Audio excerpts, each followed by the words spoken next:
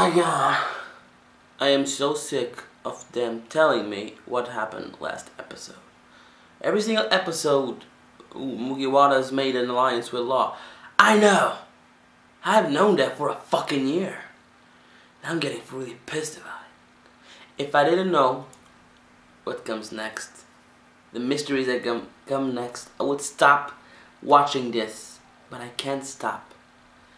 And this episode was okay. We get to see Cavendish go fucking shit crazy. We get to see that puncher dude, he's like a long arm driver.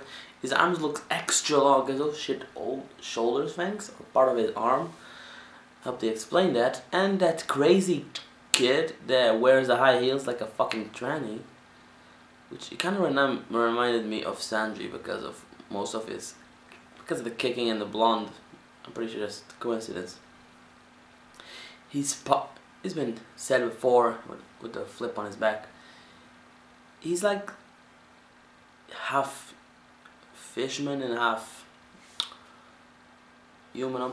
I'm pretty sure it's either his mom or his dad, or the fishman versions of those fishes we see at the Colosseum, which is kind of a big coincidence if you think about it. It was okay. The little bits of fights I really enjoyed. I really enjoy watching Bartolomeo go fanboy on Robin. That was pretty funny.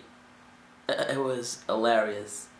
And as always, Bartolomeo saved this episode for me because I was really bored about it. Thank God for Bartolomeo because he's funny as fuck. We see Cavendish go crazy and we see Robin grab him and stopping him like he was nothing. Damn, she's fine. It was a great moments with Bartolomeo. And it was an overall okay episode. My name is Mike. If you like my channel, click like and subscribe in the link below. And I'll see you next week, hopefully with something more meaningful than this.